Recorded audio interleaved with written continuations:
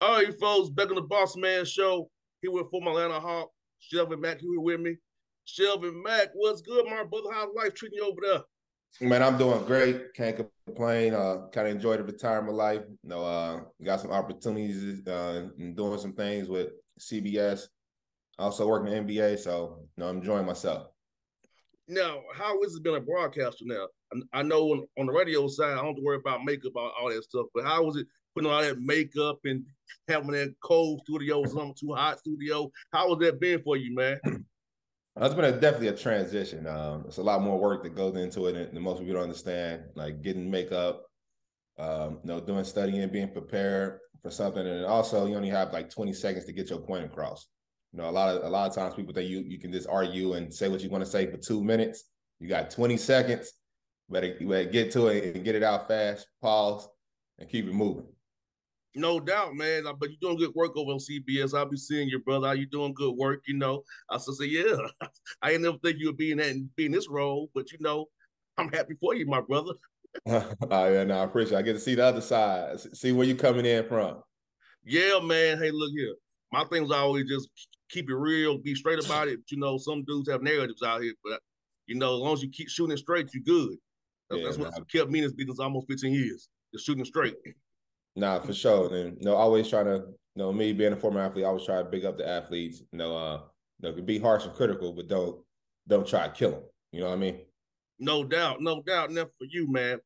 Grew up in Lexington, Kentucky. So were you a big blue fan as a kid? And did you ever want to go there, being from there? Yes, I was a big UK fan growing up. With Tubby Smith, Rick Pitino, that's winning the national championship. The time it was for me to go to college, they had Billy Gillispie. I don't know if you know who Billy Gillispie Yeah, is. I do. All right, yeah. So I wasn't really feeling rocking with him, so I decided to go somewhere else. And also, Kentucky started recruiting me late, so it wasn't like I was their first choice, being 10 miles from campus. I was like their backup choice, so I wasn't really feeling that, rocking that. So, went to Butler. Me and Coach Stevens kicked it out right. We did some great things up there. Yeah, that was your Horizon League days, right? Yeah, Horizon League going to Youngstown, Ohio, Cleveland State, Rice State, Wisconsin, Milwaukee. It was a grind right there. IUPUI as well, or They no? wasn't in a, they wasn't a Horizon League at that time. I think they are, Gotcha, but they wasn't at that time. gotcha. Yeah, those some cold bus trips, man, Definitely bus trips. People think you flying and stuff. Nah, hopping on this bus and get the rolling. and get the per diem too. Like I know mine was $10. Tennessee State was $10. You probably got more than me, but $10 per diem. I actually don't think we got per diem after I look back on it because they fed us every meal. So I'm not sure. It's a good. I gotta ask some questions about that. Nothing Yeah, like nothing like the NBA per diem. I tell you that. bro, that's an extra. That's good money right there. Nah, for sure. Hey, that is great money actually. Like, hey, I count is hey, I ain't gonna report this money. This is what it is. It's what it is. But yeah, man, that's what's up though, bro. Like now, let me ask you this though about playing up in Butler, man. How cool was it playing that field house, man? It's very historic. A lot of people don't come to Butler love the field. In a certain time of day, the sun hits the court. So how cool was that to play up there in that environment, man? That was great. Saturdays we always played at like 2 o'clock in the afternoon, so you got the chance to see the sunlight coming in. Um, Other than that, all I remember is summertime. It's so old. It's no heat, no AC. So in the summertime, that thing's there's a sweat box, and then we practice in the morning in the winter at 6:15 in the morning. So you can imagine how cold that is. You Wow. over open your hand doing this after every play, but when everyone's in there, that thing's rocking. They kind of got some upgrades, getting a jumbotron and stuff in there. We got new rims and backboard. We had the metal one like outside. It ain't giving any give, so just a different environment playing. But no, I love it. You got to pay attention at all times because you're not gonna see a replay, and our fans are just great. No doubt, no doubt. So let's talk about the Atlanta Hawks here, man. You played here, 13, 16 played here, man. You know Coach Quinn's assistant here on staff, things Coach Utah Jazz traded for you. So we got Quinn Hires today. press conference 2 o'clock today. I'll be there for that. Tell us a little bit about what we can expect from Coach Quinn and how he was with you, brother. It's a great dude. You're gonna expect a guy gonna come in, put his hard hat on, work extremely hard every day, hold everyone accountable, and get the job done. His biggest thing is winning, and he does a great job of getting everyone on the team to buy in. In Utah, he did that. Traded for me, gave me a great opportunity to play, and I can see him day in and day out just laying his foundation. And also being a former coach, he understands what the city needs and what the city wants. And I'm looking forward to him to get things on the right path. It's a great opportunity for him coming in a situation where the team is already good and not have to build it up. And just iron some little kinks out and some stuff should be able to get rolling. No doubt. Unfortunately, scheme wise, I think he does a good job with pick and rolls as well. I know originally he was ball movement at first, but we got D Mitch. He went to more pick and roll kind of sets, and defensively usually 1 through 4 drop coverages with the center. I think Color could do that for Quinn. So, do you think he'll change his scheme up a little bit for the Hawks, or do you think he does basically what matchup what this team is at the moment? I think he kind of will see what the players can do. That's the one thing about being a great coach. He doesn't have it like he has his scheme, but he also is gonna cater to the players. He's not gonna just do it like you gotta do it my way. It is what it is. Like they're not that good. He's gonna kind of switch it up.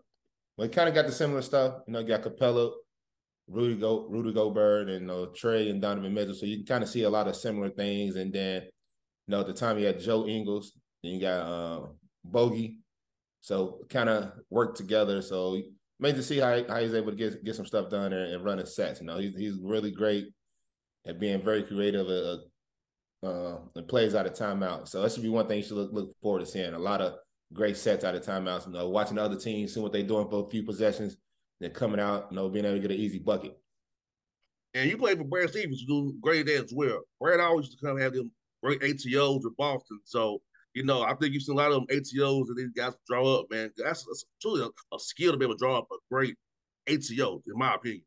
Nah, it is a skill because basically, you'll come out, you'll see what the defense is doing you'll call a play to see what the defense is doing, and call another play to see what they're doing. Like, all right, I got this. I'm gonna keep this in my back pocket. So when it's fourth quarter, the under 6 media timeout, you need a bucket. You got that in your back pocket. But is this all the prep work of understand what they was doing in the first quarter, second quarter, and third quarter?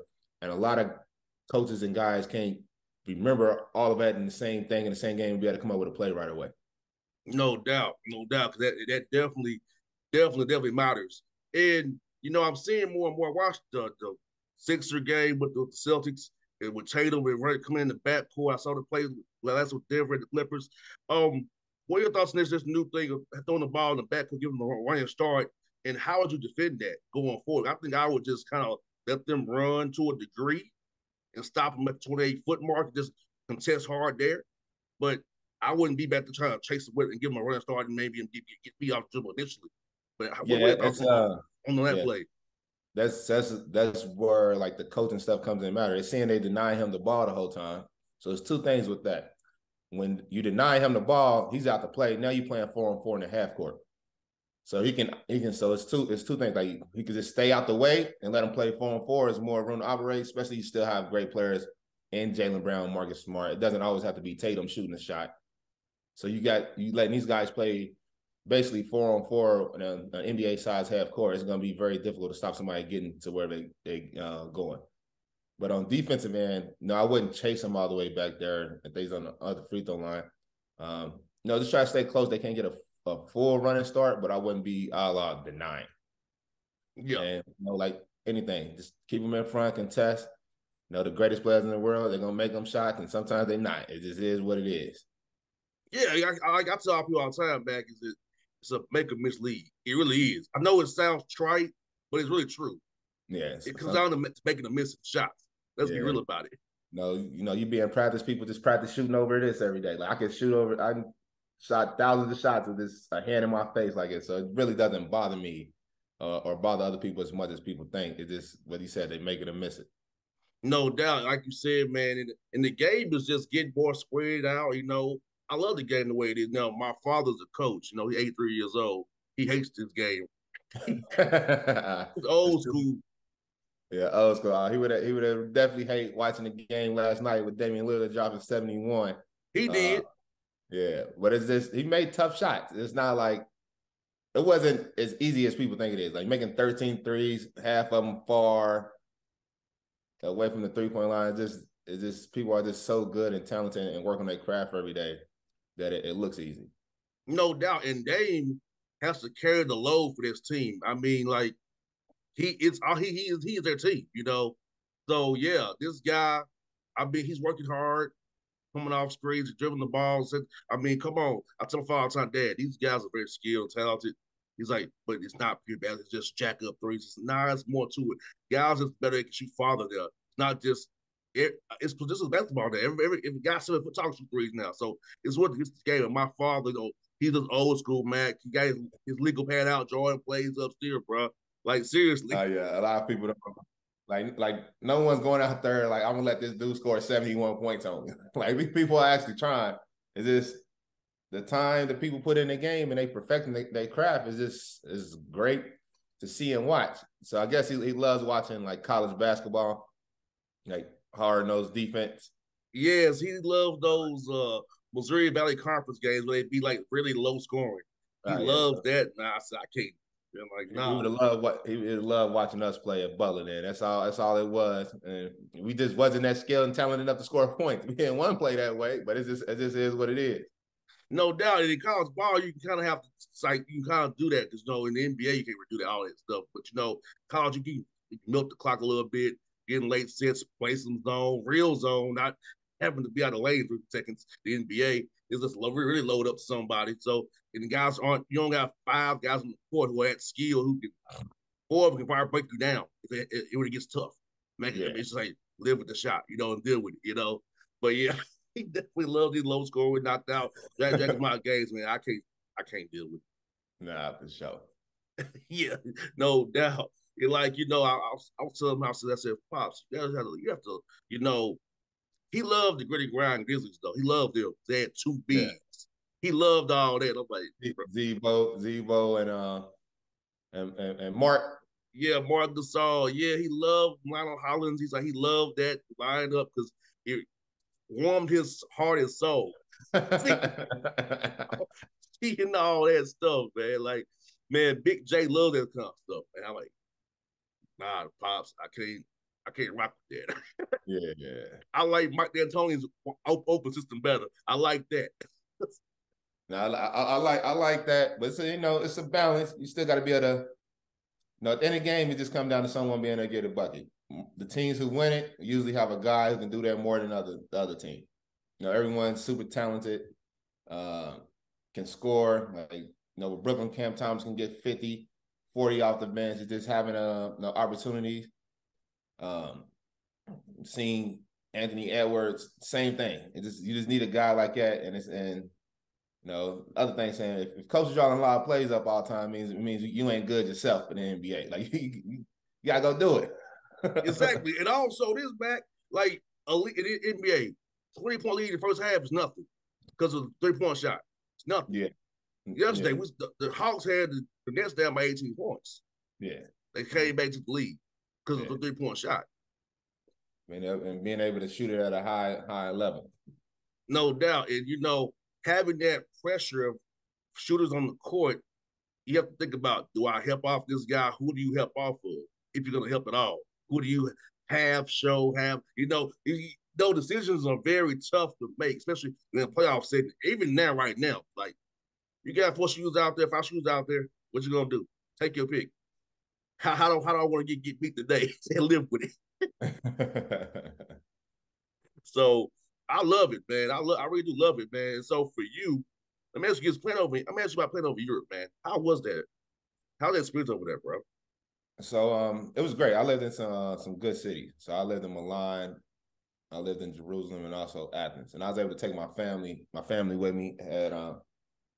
Had friends come over all the time. But no, the tough part is basketball. It's exactly what you're talking about, like playing college basketball game. It's real slow, want to control every single set. It's not a lot of free movement and being able to make reads. They're not really big at running the pick and roll or running the same play over and over if it works. They want to kind of switch it up. So the X's and O's that they've been working on all day in the office and try to have it on the court. So playing is a little different. You know, I always had to argue with those guys. It's like it's so much harder to score over here. I'm like, no, like we just playing super slow. It's like basketball is basketball. It's the same reads, whether they're gonna help or not. It is what it is. Like shoot the floater or not, but different basketball game. Like everyone who has a jersey gets in the game at some point. So it was just tough for me sometimes to kind of get a rhythm. Like, period. 12 dudes is playing every single game. Wow. And it's a 40-minute game. So what you average, like 10, 15, 20 minutes a game, maybe? Everybody on team between like 12 and like 24 minutes. Wow. So yeah. So if somebody has a rolling, it don't matter. Pretty much. If they get it rolling, they might get an extra minute or two, but it's not like you just on the really good teams, they best players play like 30, 32 minutes again. They really big on trying to load management. They believe that the game is extremely harder over there. Like people are playing harder than people playing in the NBA. So I had to argue with these guys all the time. Like, dudes in the NBA are playing hard. It's just when you're so good at it, it looks like you're not working. like anything. Like you do your job, you're working hard at it, but you're a pro at it. You've been doing it for 15 years. It looks easy. No doubt. No doubt. I can see that, man. Cause I don't watch so much European basketball. I just don't. It doesn't appeal to me. You know, I don't like oh, I like this mess. But been over there. I was like, let me ask this man about this. I figure it's kind of different over there. And I know now how was the language barrier for you? It wasn't. Yeah, it wasn't that bad at all. Like most of my teammates, spoke English. The cities I was in, everyone kind of spoke English to kind of understand what was going on, and it wasn't as tough as people think it is. I feel that where I was at, like being in Milan. Milan's a big city. Majority of people, speak English, so I'm able to communicate with those guys. And also I had an app in case I didn't. I had a translator app in case I didn't. Get my point across, or I need to go to the store, ask for some lotion or something. So that was it's pretty easy. No doubt, man. Hey, that's what's up. That's definitely what's up for sure. Now, I'm older than you by a few years, but so ain't that much. Now, do you feel like you still play if you wanted to? Yeah, I still play every once in a while. A lot of us still play. A lot of like former Hawks are still here. That was all teammates. So we go to Paul Millsap got a gym. He's still here in Atlanta. Core 4. So throughout this year, so it was me, Paul, like Rodney Hood, Lou Will, Derek Favors. Jay was playing. We're working out a little bit. Jay Crowder before he got traded. So there's still some high level runs. So we still get out there. I don't know if I got a back-to-back in me, but I still got to get out there and play all the time. I hear that, man. I know. But now you're a family man. You're doing the media. But I was just saying, I think the brother Mike is because I know I'm 36, so I ain't gonna tell your age. I know a little older you are, but it's like I'm 32. I can still move around a little bit, and I want to stay active. Once you stop, it's hard to get that thing back moving again. And I just seen some other players, just blow up, and it's just a wrap. So you got to stay active. No doubt. Like I still go out and catch passes, bro. Yeah. I still run routes to this day, just because. I really wish that the NFL was into a slot guy, 5'11", back when I came out of school. I just missed that. I just missed that by a few years before the Wes Welker, Amendola type of dudes came in and they're like, oh, slot dude is 5'11" and can run. I missed that by a few years. But they got the XFL just came back, so you got a chance, baby. I make more do what I do now. I make more do what I do. That'll be a pay cut for me. I feel you. I gotta be able to go travel, bro. I can't go out to travel, man. So I gotta be able to travel with my money. I can't take the NFL XFL paycheck and not travel, bro. I can't do it. Cannot do it, man. So as March Madness coming, brother, are you gonna be doing any tournament games, studio work with just coming up here real soon?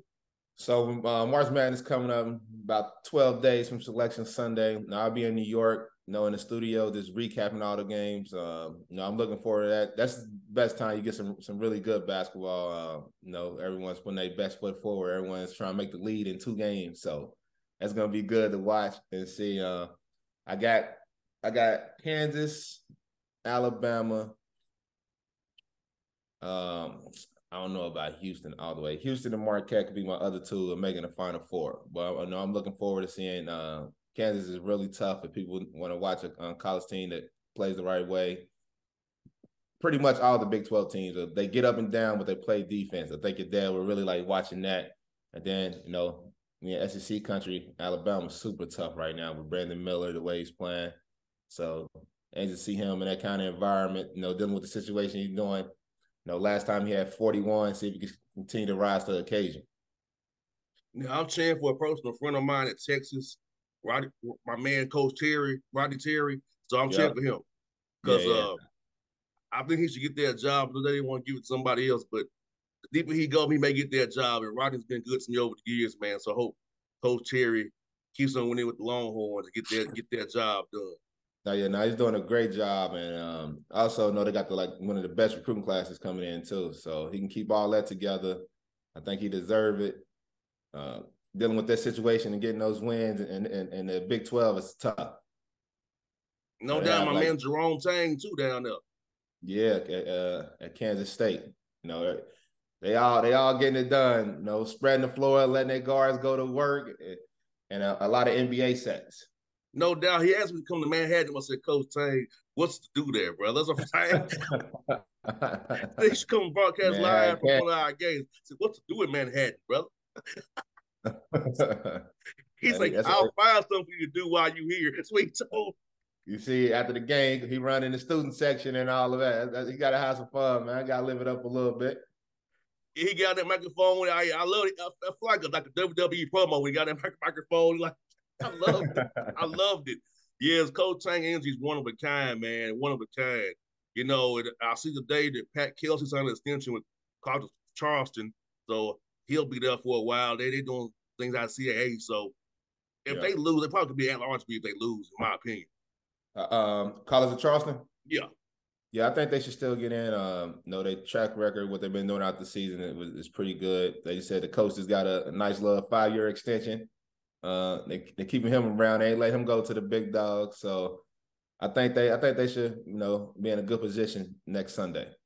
No doubt. And also shout out to, now this is gonna be hard for me, bro, being an HBCU grad, but my guy Blakeney at Howard, my guy Rob Jones, Norfolk State, and my other boy Kraft, and they're all my dudes, you and me. So it's gonna be a tough tournament in Norfolk, man.